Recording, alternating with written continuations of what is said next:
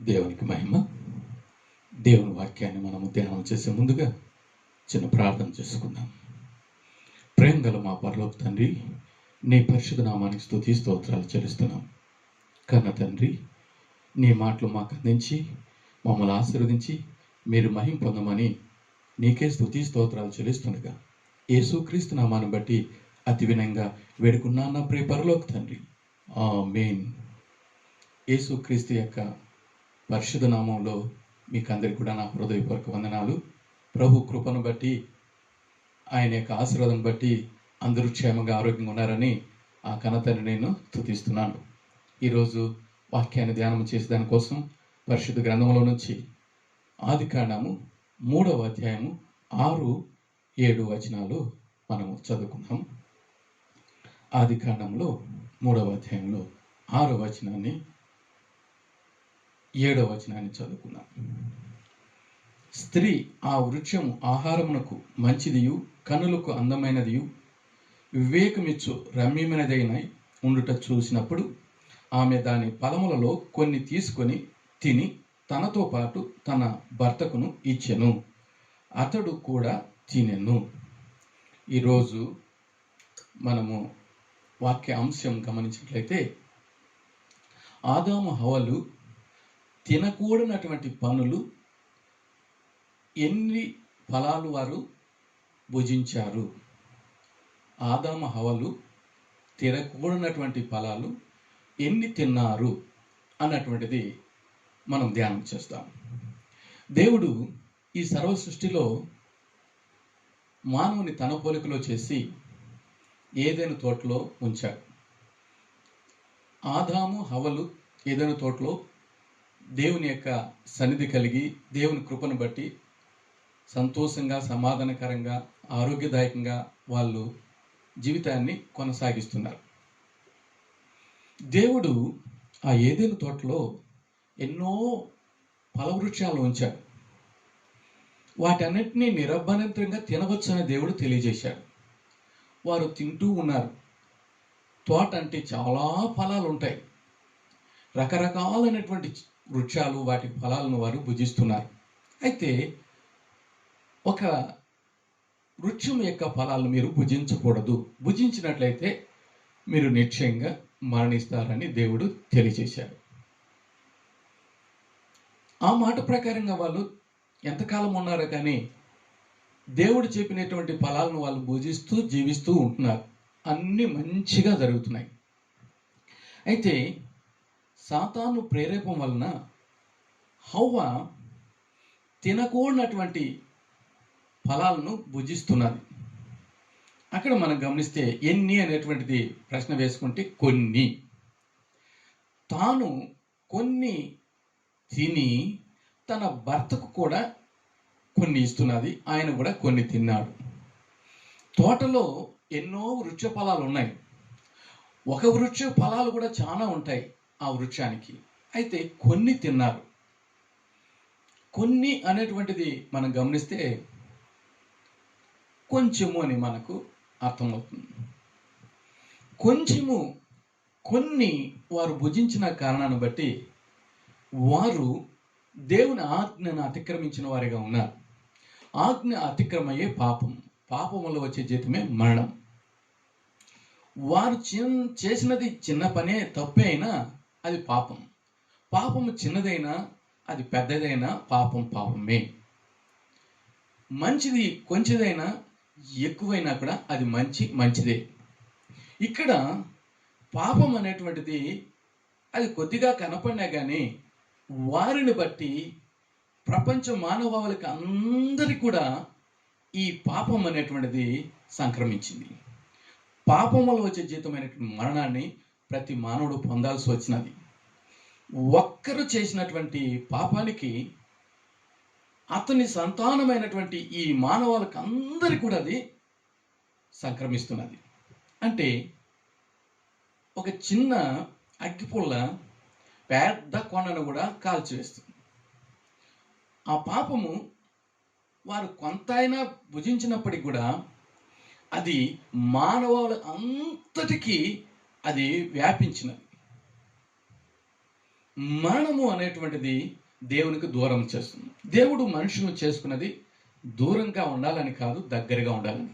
మనం పిల్లలు కనుక్కుంటాము మనతో ఉండాలని, సంతోషంగా ఉండాలని. దేవుడు కూడా మనమును ఆయన పోలికలో చేసుకుంది ఆయనతో కూడా సదాకాలం ఉండాలని. అయితే ఆజ్ఞ అతిక్రమించిన కారణాన్ని బట్టి వారు తిన్నది కొన్ని అయినా ఆ పాపము అది స్టార్టింగ్ అయినా కానీ అది నేటి వరకు కూడా ప్రపంచంలో ఉండేటువంటిదిగా ఉన్నది. కొన్ని వేల సంవత్సరాల క్రితం నుంచి అది అలాగనే కొనసాగుతున్నది. చిన్నది అది చెడ్డదైతే అది చాలా చెడ్డ ప్రభావాన్ని కలిగిస్తుందని దీని ద్వారా మనం చూస్తున్నాం. అయితే దేవుడు మంచివాడు. ఆయన ఈ లోకానికి యేసుక్రీస్తుగా మంచిగా వచ్చాడు, నీతిమంతుడుగా వచ్చాడు. ఆయన మానవుని యొక్క అవిధేయతను తొలగించి విధేయతను చూపించేవాడుగా ఉంటున్నాడు. మొట్టమొదటి మనిషి అవిధేయత వలన పాపం వచ్చినది. ఆ పాపము అందరికి కూడా అంటుకున్నది. అయితే యేసుక్రీస్తు నీతిమంతుడిగా ఈ లోకానికి వచ్చి ఆయన శిలువ మరణం పొందినంతగా శిక్షను పొంది ఆయన్ను నమ్ముట వలన ఆ శిక్ష నుంచి, ఆ పాపము నుంచి, ఆ భయంకరమైనటువంటి స్థితి నుంచి తప్పించి నీతిని కలిగించేటువంటిదిగా దేవుడు మనకు తెలియజేస్తున్నాడు. ఈ మాటను మనము గమనించినట్లయితే పరిశుద్ధ గ్రంథంలో రోమపత్రిక 5వ అధ్యాయం 19వ వచనంలో ఈ విధంగా ఉన్నది. ఒక్కని వలన పాపము వచ్చి ఆ పాపము ప్రపంచమంతా కూడా విస్తరించున్నది.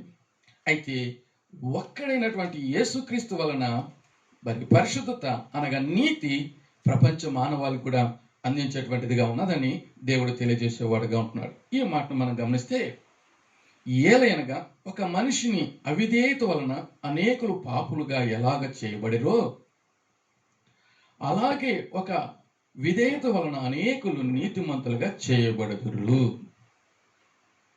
పాపం విస్తరిస్తున్నది.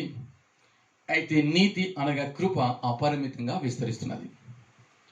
పాపానికి ప్రతిఫలం ఉన్నది, నీతికి కూడా ప్రతిఫలం ఉన్నది. పాపానికి వచ్చేటువంటి ప్రతిఫలము మరణము, నీతికి వచ్చేటువంటి ప్రతిఫలము జీవం. ఈ మాట ద్వారా మనము ఒక్కటి తెలుసుకోమని దేవుడు తెలియజేస్తున్నాడు.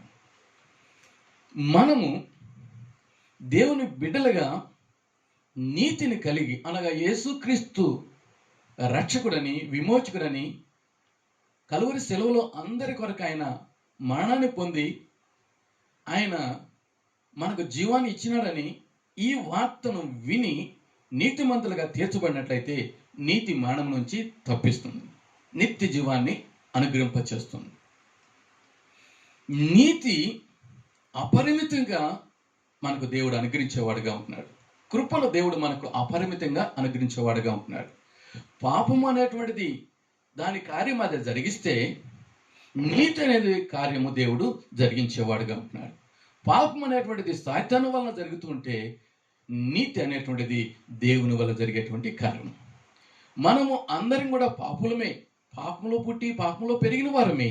అయితే యేసుక్రీస్తు నామములో విశ్వాసం ఉంచుట ద్వారా నీతిమంతులుగా మనం తీర్చబడుతున్నాం. అబ్రహాము దేవుని నమ్మెను, అది ఆయనకు నీతిగా ఎంచబడెను.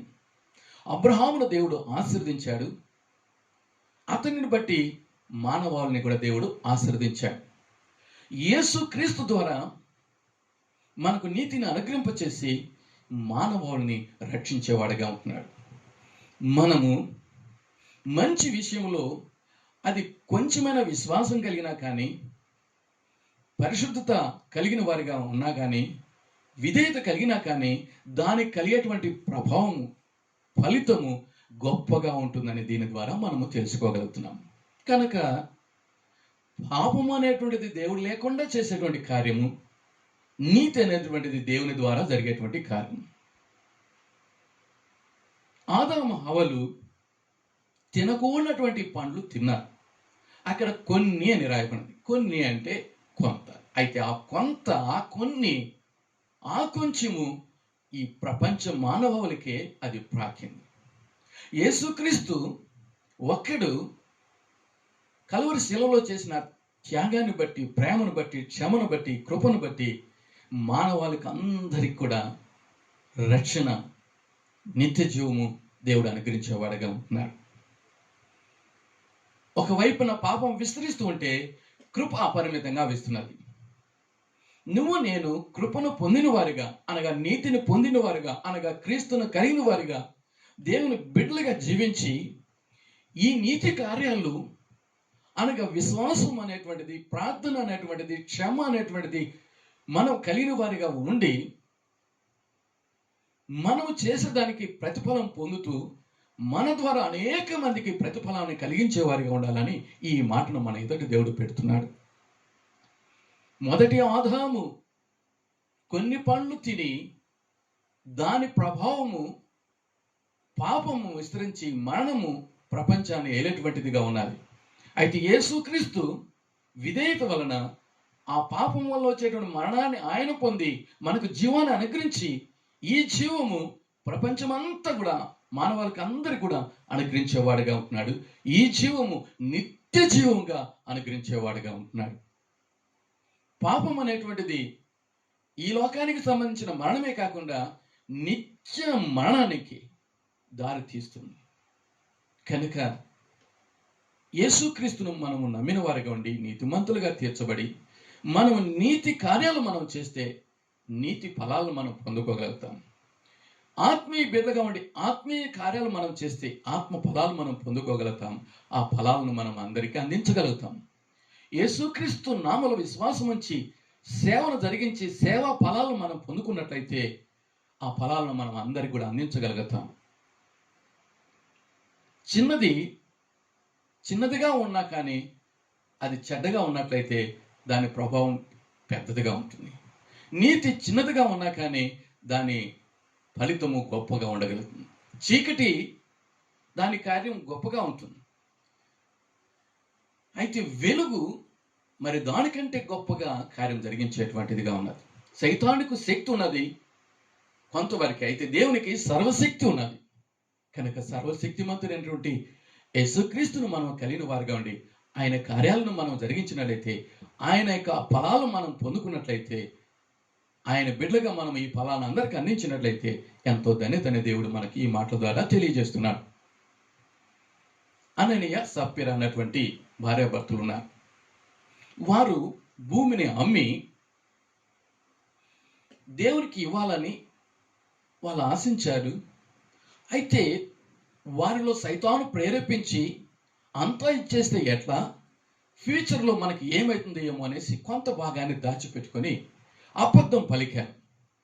పేతురు దైవసేవకుడు, మీరు ఇంతకైనా అమ్మిందంటే వారు అబద్ధం పలుకుతున్నారు. అబద్ధం చిన్నదే కానీ వారికి మరణము ఆసనమైంది. ఆ స్థితిని అందరూ చూసి భయపడిపోయారు. ఓ యమ్మ, వారు అబద్ధం పలికిన దానికి వారు ఘోరమైనటువంటి శిక్షను పొందుకోగలిగారు. సైతాను ప్రేరేపణ వలన వారు అబద్ధాన్ని పలికినారు, మరణమైన శిక్షను పొందుకోగలిగారు. ఎంతో భయంకరము. అక్కడ ఆ అబద్ధం అనేటువంటిది చిన్నదిగా కనపడవచ్చు, కానీ దాని ఫలితము, దాని ప్రభావము గొప్పదిగా, అంటే మరణము కలిగించేటువంటిదిగా ఉన్నది. సారిపతు అన్నటువంటి ఒక గ్రామంలో కరువు గొప్పగా ఉన్నది. ఆ సందర్భంలో ఏలి అన్నటువంటి దైవ సేవకుడు ఒక విధురాలని సంధించి ఆమెతో మాట్లాడుతున్నాడు. విధురాలు ఆ కరువులో కొంచెము నూనె ఉన్నది, కొంచెము పిండి ఉన్నది. దానితో రొట్టె చేసుకొని తాను తన బిడ్డ చనిపోవాలన్నటువంటి స్థితిలో ఉన్నారు. అంటే ఇంకా వాళ్ళకి ఇంకా ఆహారం అనేది లేదు, పిండి అనేది లేదు, నూనె అనేటువంటిది లేదు, ఇంకా వారికి మరణమే గతి. అలాంటి స్థితిలో ఏలియా భక్తుడు ఆ విధురాలతో, వృద్ధురాలతో చెప్తున్నాడు, అమ్మ ఆ రొట్టెను చేసుకొని నాకు ఇవ్వమన్నప్పుడు, అయ్యా ఇది చివరిగా నేను నా కుమారుడు భుజించి చనిపోవాలనుకుంటున్నామని చెప్పినప్పుడు ఏలియా భక్తుడు చెప్తున్నాడు, మీరు మొదటిగా దేవునికి ఇచ్చినట్లయితే మీరు మరణించరు, మీకు సమృద్ధి కలుగుతుందని దైవవాక్యం సెలవిచ్చినప్పుడు ఆమె ఆ విధంగా నమ్మినది. ఆమె నమ్మకము చాలా గొప్పది, ఆ విశ్వాసం గొప్పది. చిన్న కార్యమైన విశ్వాసం గొప్పగా ఉన్నది. ఆమె మొదట చేసుకుని దైవ సేవకులకు ఇచ్చినప్పుడు ఆమెకు, ఆమె ఇంటి వారికి వర్షం వచ్చేంత వరకు కూడా వారికి కొదువు కాలేదు. వారు జీవించేవారిగా ఉన్నారు. మరణముకు సమీపించిన వారు ఇప్పుడు జీవం కలిగి ఆ జీవం చాలా కాలం ఉండేటట్లుగా అక్కడ కృప పొందుకునేటువంటిదిగా ఉన్నది. ఆమె చేసినటువంటి కార్యం చిన్నదైనా అది విశ్వాసంతో కూడినటువంటిది. విశ్వాసము గొప్పది. ఆమె యొక్క విశ్వాసము గొప్పది. కరువు గొప్పగా ఉన్నా కానీ, మరణం అక్కడ గొప్పగా ఉన్నా కానీ, విశ్వాసం అనేటువంటిది దేవుని నామములో మంచిది, అది నీతికరమైనటువంటిది. ఆ కార్యాన్ని బట్టి ఆమెను, ఆమె ఇంటి వారు బ్రతికేవారుగా ఉంటున్నారు. మరణించవలసిన వారు జీవించేవారుగా ఉన్నారు. అక్కడ కరువు అనేటువంటిది అది కార్యం జరిగిస్తున్నది, కానీ ఇక్కడ దేవుని ఆశీర్వాదము ఆ కరువును తీసివేసి, మరణాన్ని తీసివేసి, జీవాన్ని, వెలుగును, సంతోషాన్ని, సమాధానాన్ని అక్కడ అనుగ్రహించేవాడిగా ఉంటున్నాడు. మన జీవితాల్లో కూడా విశ్వాసం అనేటువంటిది అది కొద్దిగా కనపడినా కానీ, ఆగినంతలాగా ఉన్నా కానీ అది గొప్ప కార్యం చేస్తుంది. దానికి కర్త ఎవరంటే యేసుక్రీస్తు. విశ్వాసానికి కర్త అయిన యేసుక్రీస్తు గొప్పవాడు కనుక మన జీవితాల్లో గొప్ప కార్యం దేవుడు జరిగించేవాడుగా ఉంటున్నాడు. మన జీవితాల్లో అలాంటి విశ్వాసము కలిగి ఉన్నట్లయితే అది గొప్పగా దేవుని దృష్టిలో ఉండగలుగుతుంది. పాపము ఈ లోకంలో ఉన్నది. అయితే ప్రభువును విశ్వసించడం వలన ఆ పాపాన్ని వల్ల వచ్చేటువంటి జీతం మరణం కాకుండా మనకు నిత్య జీవాన్ని అనుగ్రహిస్తాడు. నిత్యము యుగాలు కూడా దేవునితో ఉండగలుగుతాం. మనం చేసేటువంటి ప్రార్థన చిన్నదైనా కానీ అది దేవుని ప్రార్థన, పరలోక ప్రార్థన, అది గొప్ప ప్రార్థన. దానికి కలిగేటువంటి ప్రభావము, ఫలితము, ప్రార్థనా ఫలము గొప్పది. అందుకే దేవుని సేవకుడు దావీదు చెప్తున్నాడు, నీ ప్రార్థనలు అన్నీ సఫలమవునుగాక. దేవుని నామములో మనం ప్రార్థన చేసినప్పుడు, నీతిమంతులుగా ప్రార్థన చేసినప్పుడు, పరిశుద్ధులుగా ప్రార్థన చేసినప్పుడు, విధేయతగా ప్రార్థన చేసినప్పుడు దాని వల్ల కలిగేటువంటి ఫలము గొప్పదిగా ఉండగలుగుతుంది. హన్న కన్నీటితో ప్రార్థన చేసినప్పుడు అంతవరకు లేనటువంటి గర్భఫలాన్ని ఆమె పొందుకోగలుగుతున్నది. అంతవరకు జీవితంలో ఉన్నటువంటి దుఃఖాన్ని పోగొట్టుకోగలుగుతున్నది. ఆమె జీవితంలో వెలుగును పొందుకోగలుగుతున్నది. ఆమె కంటే పెళ్ళినటువంటి మరి తోడి కోడలు ఉన్న తోడి మరి పని ఉండేటువంటి భార్యగా అక్కడ ఉన్నది. ఆమెకు పిల్లలు ఉన్నారు, కానీ ఆ పిల్లలు లెక్కలేక రాలేదు. కానీ హన్నాకు పొందుకున్నటువంటి ఫలము, గర్భఫలము, సమూయేలు దాని నుంచి బేర్ష వరకు కూడా దేవుని నామాన్ని ఘనపరిచే రీతిగా, దేవునికి మహిమ కలిగించేవాడుగా దేవుడు ఆశీర్వదించాడు. పెనిన్నాకు పిల్లలు ఉన్నారు, కానీ వారిలో ఏం ప్రభావం కనపడలేదు. అయితే ప్రార్థనా ఫలం, గర్భఫలాన్ని కలిగించి ఆ గర్భఫలం అయినటువంటి సమూయేలు ఎంతగానో దేవునికి మహిమ తెచ్చేవాడుగా ఉంటున్నాడు. నీతిమంతుడిగా, ప్రార్థనాపరుడుగా, న్యాయవంతుడిగా ఉండి దేవుని గణపరిచేవాడుగా ఉంటున్నాడు. ఒక రాజ్యాన్ని నీతిలోకి నడిపించడానికి, ప్రార్థనలో నడిపించడానికి, గొప్ప విజయంలో నడిపించడానికి, ఫలాలను పొందేటట్లుగా దేవుడు కృపను అనుగ్రహింపచేశాడు.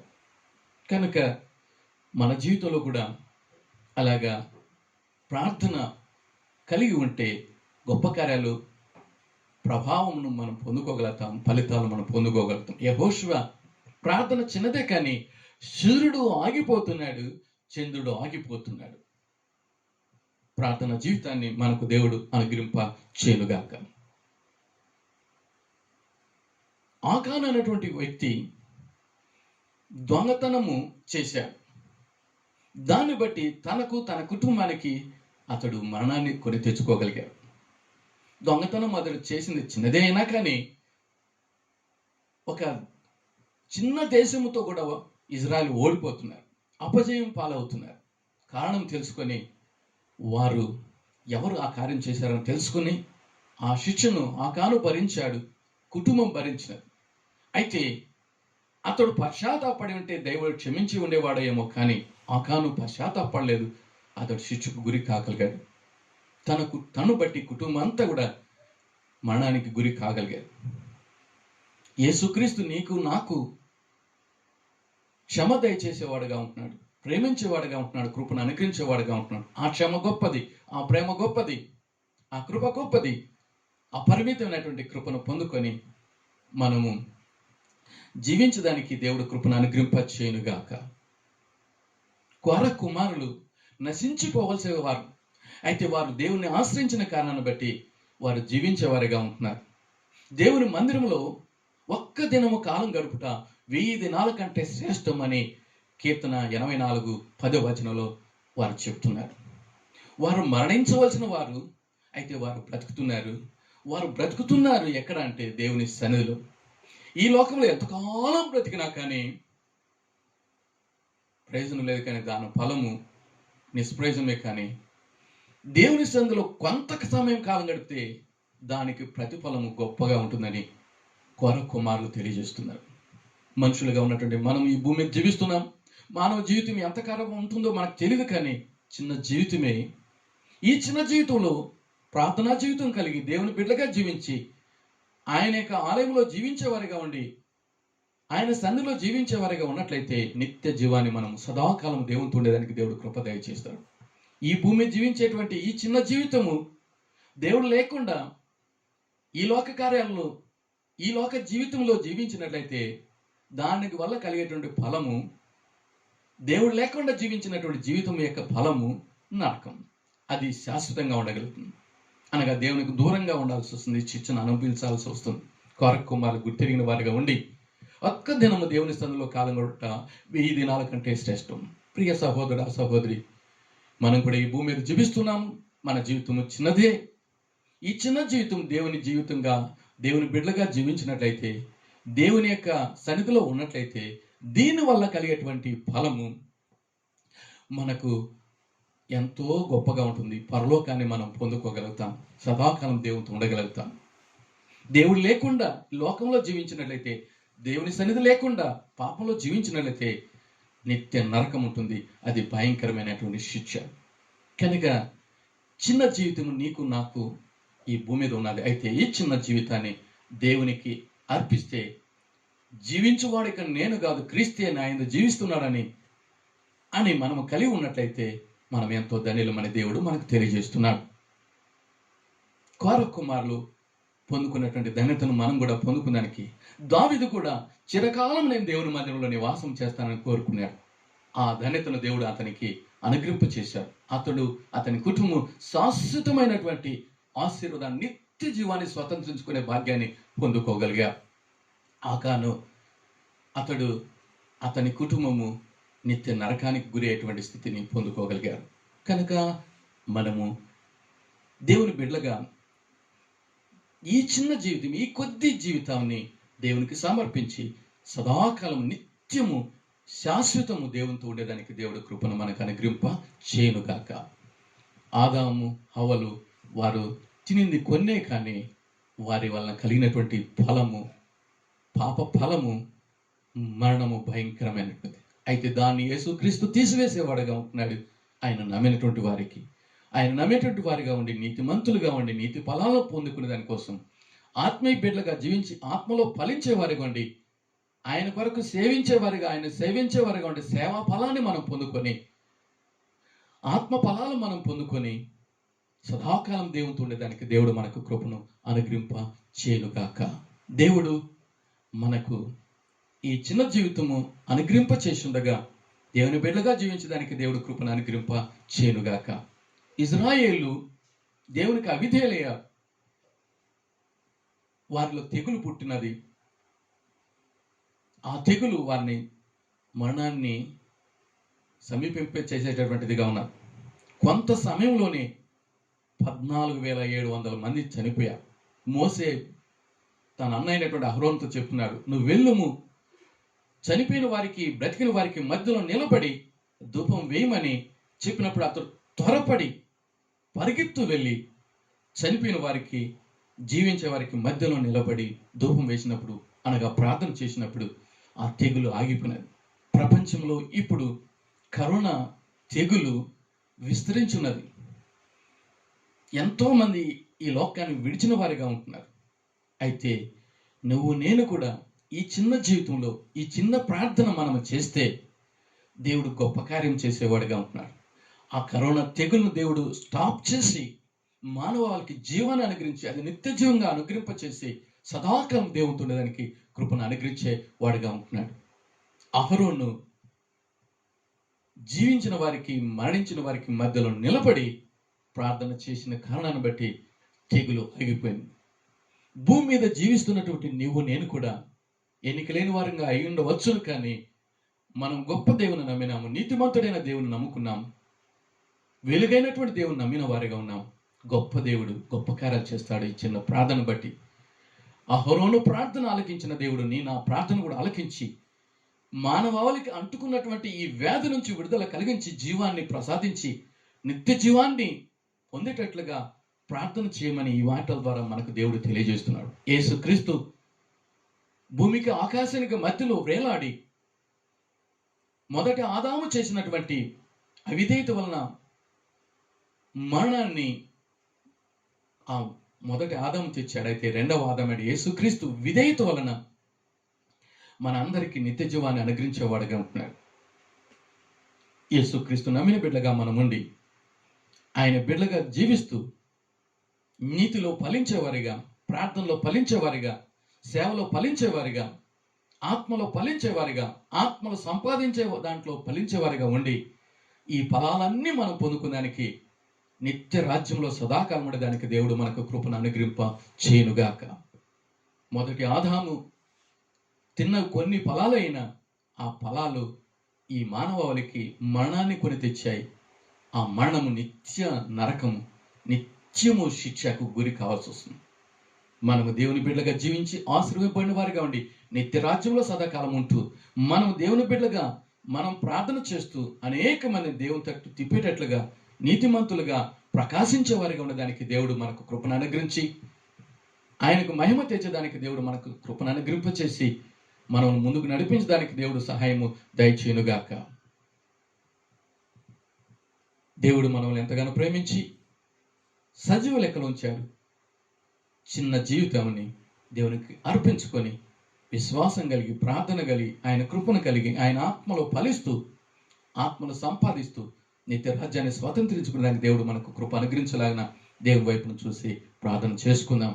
దేవుడు ఇచ్చినటువంటి ఈ మాటలను ఆశ్రయించిన గాక. చిన్న ప్రార్థన చేసుకుందాం. ప్రేమగల మా పరలోక తండ్రి, నీ పరిశుద్ధ నామానికి స్తుతి స్తోత్రాలు. కన్న తండ్రి,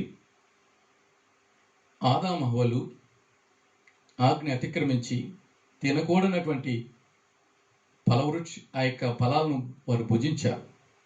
కొన్ని వారు భుజించినప్పటికీ కూడా దాని ప్రభావము వారు మరణాన్ని పొంది అనేక మందికి మానవాళికి మరణాన్ని అంటించారు.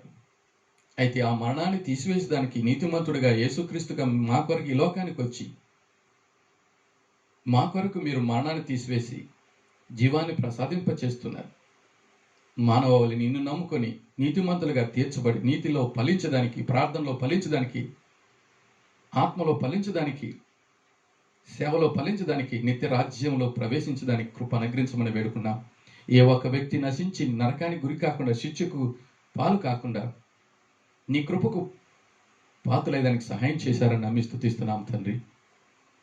పాపం లోకంలో విస్తరించున్నది, అయితే కృప అపరిమితంగా విస్తరించినది. ఆ కృపను మేము కూడా కలిగి ఈ కృపను అందరికీ అందించడాని కోసం మమ్మల్ని మీ చేతుల్లో బలమైన సాధనాలకు వాడుకోమని ప్రార్థన చేస్తున్నాం తండ్రి.